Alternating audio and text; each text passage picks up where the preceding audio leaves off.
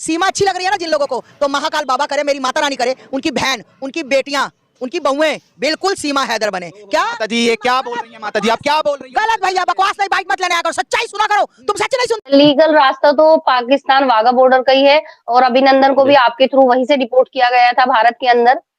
हैदर भाई क्या उसे फोन पे पिटाई करते थे क्या उसकी, जब वो 3 साढ़े 3 साल से बाहर थे?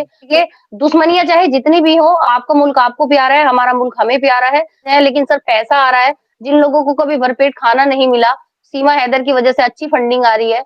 सर देखिए, ये सचिन के साथ बहुत ज्यादा मारपीट भी होती है, सचिन इसके साथ करता है। इतना तो हम नहीं जानते अपने धर्मों के बारे में, इतना तो हम नहीं जानते हिंदुस्तान में रहते हुए, जितना वो पाकिस्तानी औरत। अस्सलामुअलैकुम मेरे दोस्तों, क्या आपको पता है कि सीमा जो कि पाकिस्तान का गंदा कूड़ा है, जो कि अब इंडिया में आकर गंदगी फैला रहा है। दोस्तों, सीमा इतनी अय्याश औरत है जिसने पाकिस्तान में अपने मोहल्ले के अंदर जवान लड़कों को तो छोड़ो, बूढ़े आदमियों को भी नहीं छोड़ा।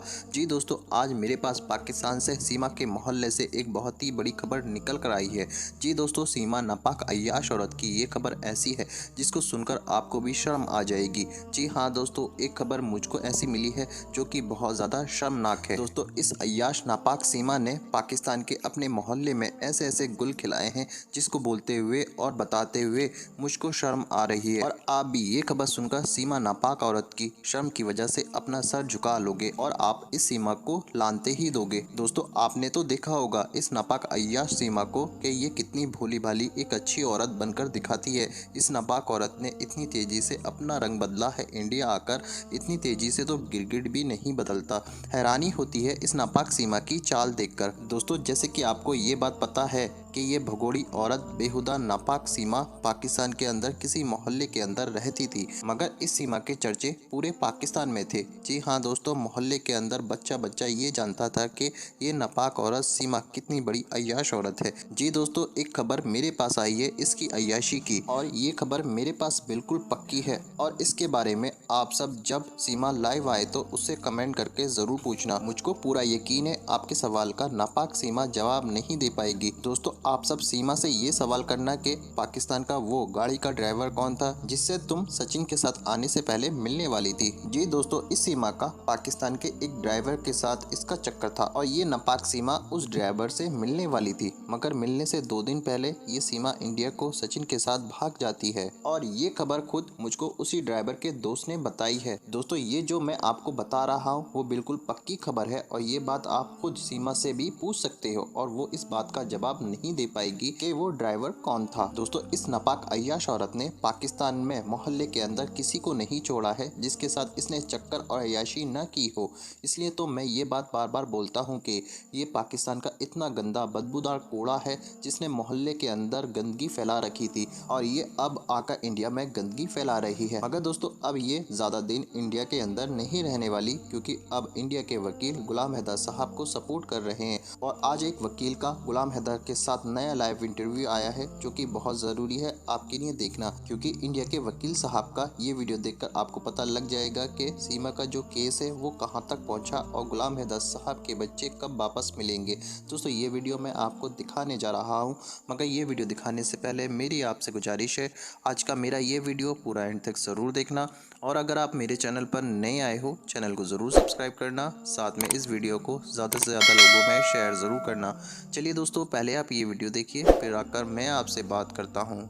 सर उसके ऊपर एलिगेशन है कि सी इज क्रिमिनल, अभी प्रूफ नहीं हुआ तो सरकार इस पर कोई बंदिश नहीं लगा सकती। सर अभी जो हमारे यहाँ का कानून कहता है, मैं आपसे कानून के हिसाब से बात कर रही हूँ, तो सर अभी वो क्रिमिनल घोषित नहीं हुई, इस वजह से उसके पास ये पूरे फंडामेंटल राइट्स हैं। जी, इल्जाम है, और जब तक अभी आरोप है, आरोप सिद्ध नहीं हुए, और जब तक आरोप सिद्ध नहीं होते तो हमारी सरकारें या हमारा कानून उस पर बंदिशें नहीं लगा सकता।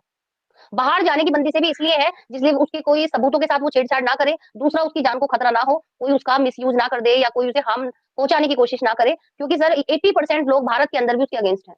बिल्कुल सर, स्क्रिप्टेड है सब कुछ। और इतना सर बिल्कुल इतना तो हम नहीं जानते अपने धर्मों के बारे में, इतना तो हम नहीं जानते हिंदुस्तान में रहते हुए, जितना वो पाकिस्तानी औरत जानती है जो कहती है मैं 5वीं पढ़ी हुई हूँ। सब कुछ प्लांटेड है, सब कुछ स्क्रिप्टेड है, पॉलिटिशियन सपोर्ट भी है उसके पीछे, और एपी सिंह की तो है ही है। ये जो बच्चे हैं वो इनोसेंट है, वो माइनर है, उन्हें कुछ भी नहीं पता, तुम उनसे एक चॉकलेट देके कुछ भी बुलवा सकते हो, ठीक है। और बच्चों को भी डर भी है कि भाई तुम दूसरे देश में हो, इतना तो वो बच्चे जानते हैं कि हमारा मुल्क तो है नहीं।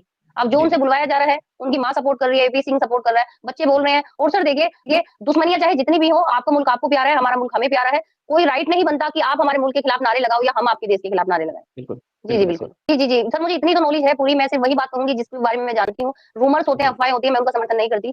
सर देखिए, ये सचिन के साथ बहुत ज़्यादा मारपीट भी होती है, सचिन इसके साथ करता है और जो इसका परिवार है, वो भी कहीं न कहीं इससे नाराज़ है। लेकिन सर पैसा आ रहा है, जिन लोगों को कभी भरपेट खाना नहीं मिला, सीमा हैदर की वजह से अच्छी फंडिंग आ रही है, तो सर वो तो मजबूरी में उसको सपोर्ट करेंगे। लेकिन वैसे लड़ाई-झगड़े तो होते ही हैं, मेंटल ट्रॉमा भी होता है, सब कुछ होता है। हैदर भाई क्या उसे फ़ोन पे पिटाई करते थे क्या उसकी? जब वो 3 साढ़े 3 साल से बाहर थे, तो वो क्या तशद्दुद जो वो फ़ोन पे थोड़ी ना करते थे। अब सीमा उसे रोज़ पिटती है, उससे पूछा जाता है कि सचिन तुम्हारी पिटाई करता है, लड़ाई करता है? कहती है कोई बात नहीं मुझे कबूल है उसकी पिटाई भी और लड़ाई भी। और सर यहाँ भी तो बंदिशों में रह रही है, एक घर से दूसरे घर नहीं जा सकती वो। मोबाइल के साथ मोबाइल में अपनी ज़िंदगी जी रही है सर वो। वो बोलेंगे मुझे एजेंट भी बोलेंगे, मेरी जाँच भी करवाएँगे, लेकिन सर हम कोई 2 नंबर के इंसान नहीं है, मिडल क्लास फैमिली से बिलॉन्ग करते हैं। तुम्हें जो जाँचें हमारे ऊपर बिठानी है वो तुम बिठा लो, बिल्कुल हम क्लीन चिट अभी से दे देते हैं अपनी। दूसरी बात वो अपनी जितनी चीप हरकत वो कर सकते हैं, उतनी चीप हरकतें वो करेंगे, बाज़ तो इंसान आएगा नहीं, चोर चोरी छोड़ देता है, हेरा-फेरी नहीं। लेकिन सर कथनी और करनी में बहुत फ़र्क होता है। उन्होंने बड़े-बड़े प्लेटफ़ॉर्म पर आकर कहा कि हम लोग डिफेमेनेशन का, बॉडी शेमिंग का केस लगाएँगे मिथिलेश भाटी और गीता भाटी पर, लेकिन अभी तक कोई 2 लाइन का नोटिस भी मिथिलेश भाटी या सीमा जो ये है गीता भाटी इनके घर नहीं पहुँचा। वो सिर्फ कहते हैं, लेकिन वो भी जानते हैं कानून के पास इतना फालतू का टाइम नहीं है कि जो तुम्हारी बेबुनियाद बातें सुनेगा।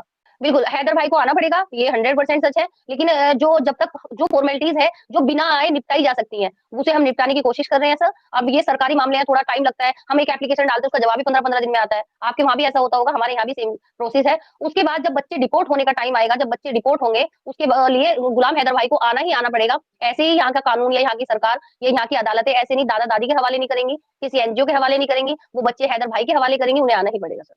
लेकिन तो वो कह रहे हैं कि जब तक जी तुम कुछ जो लीगल प्रोसीजर है वो कंप्लीट करिए, मेरी ज़रूरत पड़ेगी तो मैं ज़रूर आऊँगा। हैदर देखिए भाई पाकिस्तान की तरफ से जो जो रोशन अजीम अली जी कर रहे हैं, वो बिल्कुल ठीक कर रहे हैं, इतना ईज़ी नहीं होता। उन्होंने एफआई में एप्लीकेशन लगाई, उसका जवाब आने में कम से कम 15 दिन लग जाते हैं, 1 महीने का टाइम होता है। देखिए प्रोसेस बहुत स्लो चलता है, अदालतों में सालों-साल केस चलते हैं, इतना आसान नहीं होता। हम लोग यूट्यूब पे बैठ के कह देते हैं, अरे क्या कर रहे हैं रोशन अजीम अली जी। लेकिन वो उनसे पूछिए कि वो अपने बिज़ी शेड्यूल से निकाल के उनके पास इतनी मोटी फाइल है, जो उन्होंने तैयार की है गुलाम हैदर के बच्चों को लेकर। तो सर वो सिर्फ बातों में नहीं होती सर, हर चीज़ के लिए स्टैम्प भी चाहिए होती है, हर चीज़ के लिए फॉर्मेट तैयार भी किया जाता है, वो तो सिर्फ एक वकील ही जान सकता है सर। लीगल रास्ता तो पाकिस्तान वाघा बॉर्डर का ही है और अभिनंदन को भी आपके थ्रू वहीं से रिपोर्ट किया गया था भारत के अंदर, उसी तरह बच्चों को रिपोर्ट करा जाएगा उसी रास्ते से। कि सर जो अदालत का आदेश है वो मानना पड़ेगा, अगर या तो हैदर भाई जब अभी बोल रहे हैं कि वो सीमा को भी लाने के लिए तैयार है बच्चों के साथ-साथ, तो वो फिर वहाँ ऐसा क्यों करेंगे, वो तो लेकर ही जाएँगे सर। अब सीमा अगर ये कहती है कि मुझे नहीं जाना, तो मजबूरी है उसकी तो जाना पड़ेगा क्योंकि कोर्ट के आदेश का पालन तो हमारे पीएम को भी करना पड़ता है, वो तो एक मामूली सी एक क्रिमिनल सीमा हैदर है। जी, जी। दोस्तों देखा आपने ये वीडियो, मुझको पूरा यकीन है आपको ये वीडियो बेहद पसंद आया होगा और आपको ये पता चल चुका होगा कि इंडिया के कौन कौन से वकील हैं जो गुलाम हैदर साहब को सपोर्ट कर रहे हैं और उनके केस को हाई कोर्ट के अंदर कैसे लड़ेंगे। दोस्तों आपकी क्या राय है इस वीडियो के बारे में, मुझको कमेंट बॉक्स में आकर कमेंट कर ज़रूर बताना। दोस्तों आज की वीडियो में बस इतना ही, मैं फिर मिलूँगा ऐसी ही दूसरी वीडियो के साथ, तब तक के लिए खुदा हाफिज़।